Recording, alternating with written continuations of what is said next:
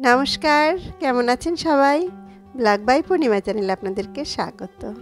তো আজ অনেক কিছু রান্না করব। বিরিয়ানি, চিকেন বিরিয়ানি, পোলাও করব ইলিশ মাছ দিয়ে, চিকেন পকোড়া, তালের বড়া, ভেজিটেবিল চপ, সিমুই করব। নানান রকম রান্না করব আজ। সকাল সকালে কিচেনে ঢুকে গেছি।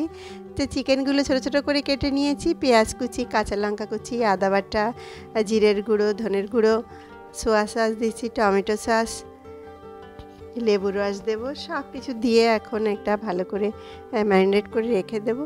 চিকেন পকোড়া হলে তো ছেলে মেয়েরা খেতে খুব ভালোবাসে। আর আজ আমার বাড়িতে অনেক লোকজন আসবে, তো আজ ভাবছি অনেক একটু আমার নিজের হাতের রান্নাই আমি ঠিকঠাক করে খাওয়াবো, বাইরের থেকে আর কিছু কিনবো না। তাই আমি নানান রকমের রান্না করতে শুরু করেছি সকাল থেকে। তো দিয়ে নিলাম কর্নফ্লাওয়ার দিলাম 3 চামচ, আর বেসন দিলাম 2 চামচ, চালের গুঁড়ি দিলাম 3 চামচ, দিয়ে এটা এখন ভালো করে এখন মেখে নেব। আর একটা ডিম দিয়ে দেবো, দিয়ে ভালো করে মেখে এখন রেখে দেবো, ঘন্টাখানেকের জন্য রেখে দেব। আর চিকেন পকোড়া তো ছেলেমেয়েরা সবাই খেতে ভালোবাসে, মুখরোচক খাবার। তো বাইরে থেকে আর নিয়ে আসবো না আমি, তার জন্য আমি নিজে হাতেই বানাচ্ছি। আর এদিকে আমি সিমুই বসিয়ে দিয়েছি, একটু ঘিয়ে ভেজে নিয়েছি সিমুইটা, এখন দুধের মধ্যে দিয়ে দিলাম একটু পাটালি গুড়, এখন খেজুরের গুড় ছিল ঘরে সেটা দিলাম, কয়েকটা এলাচ দানা দিয়ে দেবো। প্রায় হয়ে এসছে সিমুইটা, নামানোর আগে এখন একটু দিয়ে দেবো একটু ঘি, সুন্দর গাওয়া ঘি রয়েছে, এই ঘিয়ের গন্ধটাও দারুণ, এত সুন্দর ঘিয়ের গন্ধটা, তো একটু ঘি দিয়ে দিলাম। সিমুইটা হয়ে এসছে। তো এখন আমি ভেজিটেবিল চপ করব, তার জন্য এখন সব সবজি কেটে নিয়েছি টুকরো টুকরো করে। বাড়িতে ভেজিটেবিল চপ বানালে খেতে কিন্তু খুব ভালো লাগে, তার কারণ বাড়িতে যে ভাজা মশলাটা আমরা দিই, আমি একটা ভাজা মশলা করি, নানান রকমের মশলা আর কি সব দিই আর কি, জিরে, ধনে, তেজপাতা, শুকনো লঙ্কা, লবঙ্গ, গোলমরিচ, দারচিনি সমস্ত দিয়ে, তেজপাতা সব কিছু দিয়ে একটা শুকনো খোলায় টেলে নিয়ে সেইটা আমি গুঁড়ো করে রেখে দিই।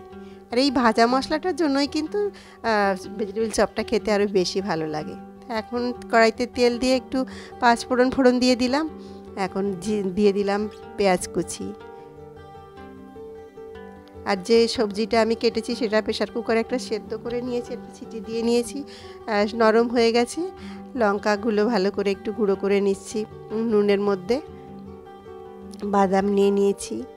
তো এই ভেজিটেবিল চপ এভাবে বাড়িতে বানিয়ে খেলে কিন্তু খুব সুস্বাদু লাগে, এবং খুব মানে কি বলবো, বাজারের থেকেও মনে হয় বেশি ভালো লাগে আমরা যে দোকান থেকে যে কিনে খাই। তো এখন আমি এখন আলুটা একটু ভেঙে দিয়ে দিচ্ছি,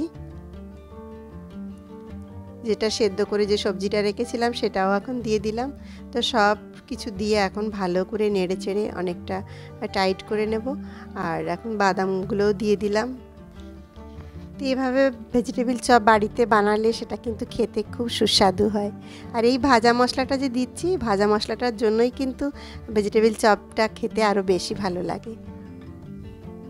তো এভাবেই বানিয়ে রেখে দিলে ফ্রিজে কেউ এলে চটপট কিন্তু ভেজে দিতেও সুবিধা হয়। তো আগের থেকে বানিয়ে রাখলে, যদিও আজ আমার একসঙ্গেই সব কিছু করতে হচ্ছে অনেক কিছু, তো এটা হয়ে গেছে। এখন আমি এটা ঠান্ডা করার জন্য এখন ছড়িয়ে দিচ্ছি। ঠান্ডা হলে তারপর আমি ভেজিটেবিল চপ বানাবো আর কি, চপের আকার দেবো।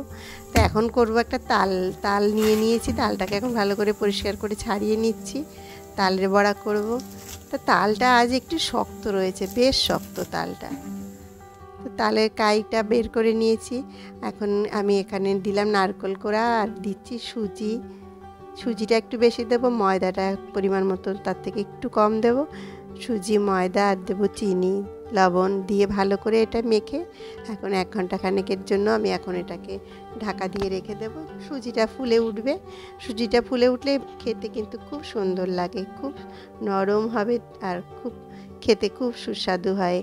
চালের গুঁড়ি দিয়ে করলে খুব শক্ত হয়ে যায়। তো যাই হোক, এখন আমি করব বিরিয়ানি। চিকেনটাকে আমি ম্যারিনেট করে রেখেছিলাম, এখন চিকেনটাকে ভালো করে কষিয়ে নেব, পেঁয়াজটা ভেজে নিচ্ছি ভালো করে।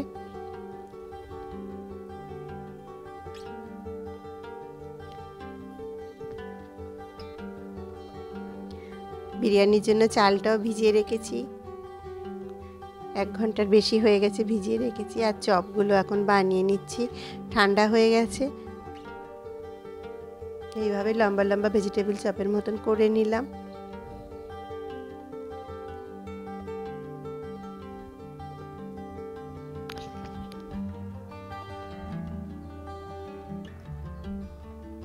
সবগুলো ভেজিটেবল চপ এক এক করে তৈরি করে নিয়েছি। একটা ব্যাটার তৈরি করে নেব, ময়দা দিয়ে একটা ব্যাটার তৈরি করব।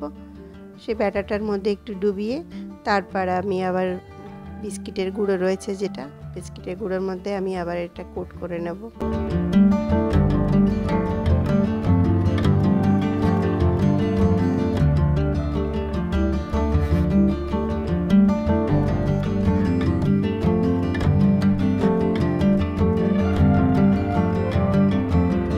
বিস্কিটের গুঁড়ার মধ্যে আমি জিরের গুঁড়ো, লঙ্কার গুঁড়ো, একটু গরম মশলাও দিয়ে দিয়েছি, লবণ দিয়েছি এর মধ্যে পাউডার, এই যে যেটা দেখতে পাচ্ছেন। এইভাবে প্রত্যেকটা চপ রেডি করে নিলাম আস্তে আস্তে। নিজের হাতে তৈরি করে খাওয়াতে সবারই ভালো লাগে, আমার তো ভীষণ ভালো লাগে। বাজার থেকে তো সবাই আমরা কিনেই সবসময় আনি, কিন্তু নিজে হাতে তৈরি করে খাওয়াতে সত্যিই ভালো লাগে। তো যাই হোক, এদিকে চিকেনটা এখন কষা হয়ে গেছে। ডিমও ভেজে রেখে দিয়েছি বিরিয়ানির জন্য, আর পায়েস করে রেখেছি, দেখুন সিমাই করে রেখেছি। আমার মেয়ে অলরেডি এখান থেকে তুলে খেতে শুরু করে দিয়েছে। আর বিরিয়ানিটার জন্য আমি চালটাকে দেখুন, আমি সমস্ত এলাচ, দারচিনি, লবঙ্গ ঘিয়ের উপরে দিয়ে দিয়েছিলাম, দিয়ে এখন চালগুলো দিয়ে ভালো করে একটু ভেজে নিচ্ছি। আমি অন্যরকমভাবে বিরিয়ানি করছি। আর দুধ নিয়ে নিয়েছি, দুধের মধ্যে আমি 2 চামচ দিলাম গোলাপ জল, কেওড়া জল আর মিঠা আতর দিয়ে দিলাম। আর আমি যতটুকু চাল নিয়েছি ততটুকুই জল নিয়েছি, আর 1 গ্লাস এক্সট্রা আমি নিয়েছি দুধ। তো যাই হোক, এই বিরিয়ানির মশলাটা আমি বাড়িতেই তৈরি করি নানান কিছু দিয়ে। আজ বিরিয়ানি মশলাটা আর বলবো না, পরের একদিন আপনাদের বলে দেবো কী করে করি আমি এই মশলাটা বাড়িতে করলে খেতে কিন্তু খুব ভালো লাগে। তো এই বিরিয়ানির মশলাটা দিলাম, চালটা ভালো করে ঘিয়ে ভেজে নিলাম। ভেজে নিয়ে এখন আমি এটা দিয়ে দিচ্ছি চিকেনটার মধ্যে। চিকেনটা আমি দিয়ে দিয়েছিলাম, আমি আগে প্রেশার কুকারের মধ্যে কষে ভালো করে, এখন এই চালটা ভালো করে ঘিয়ে দিয়ে ভেজে এখন এই দুধটা দিয়ে দিলাম। আর যে জলটা আমি মাপ দিয়ে রেখেছিলাম সেই জলটা গরম করে জলটাও দিয়ে দিয়েছি, আর লবণ দিয়ে দিলাম। এখন আমি প্রেশারটাকে আমি একটা ছিটি আসবে, ছিটি ফেলবো না, ছিটি আসার সঙ্গে সঙ্গে আমি দমে রেখে দেবো, 20 মিনিট দমে রেখে দেবো। তারপর আমি খুলে নেব, ঝরঝরে সুন্দর বিরিয়ানি হয়ে যাবে এবং যা রাইসটা খুব সুন্দর খেতে লাগে। এইভাবে আমি বিরিয়ানি করি। আমি আবার অন্যরকমভাবেও করি, যেটা রাইস আলাদা করে কিন্তু এই বিরিয়ানিটা খেতে কিন্তু বেশি ভালো লাগে। এভাবে একবার আপনারা করে খেয়ে দেখবেন, খুব সুন্দর লাগে এই বিরিয়ানিটা। তো তালের বড়াগুলোও আমার ভাজা হয়ে গেল, আর ভেজিটেবল চপটাও রেডি হয়ে গেছে। এখন শুধু ভাজার পালা, এখন ভেজে নেব গরম গরম। আর এখন করব হচ্ছে এখন করব আমি পোলাও করব। তো ইলিশ মাছগুলো হালকা করে ভেজে নিচ্ছি, যারা আর কি মাংস খায় না তাদের জন্য আমি এটা করছি। তো আর গোবিন্দভোগ চাল নিয়েছি।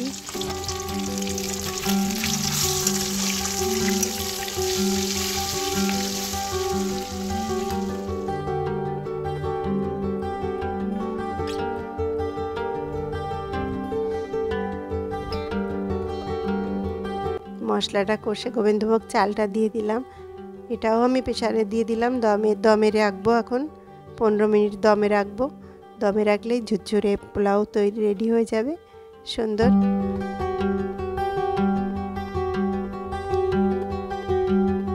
তো এখন ভেজিটেবল চপগুলো ভেজে নিচ্ছি, গরম গরম সবাই এসে গেছে ভেজিটেবল চপ।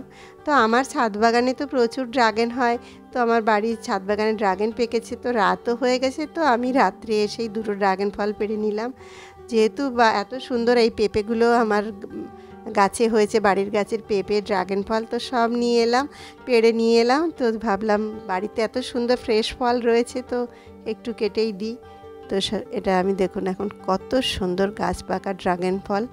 তো ড্রাগন ফল কাটছি, সবাইকে একটু বাড়ির সুন্দর একদম ছাদ বাগানের পুষ্ট একদম ড্রাগন ফল সবাইকে খাওয়াতেও ভালো লাগে, এত সুন্দর। আর পেঁপেটাও এত মিষ্টি, বাজার থেকে পেঁপে কিনে এত টেস্ট হয় না, তো সেই কারণে পেঁপে ড্রাগন ফল দুটোই এখন কেটে দিলাম সবাইকে। সবাই এসেও গেছে, এখন সবাইকে সব কিছু, আমার রান্নাও প্রায় হয়ে এসছে।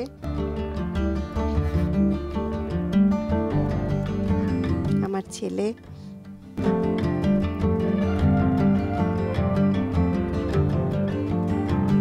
ছেলে আর তিশামানা সবাইকে দিচ্ছে। তো এখন চিকেন পকোড়াগুলো ভেজে নেব।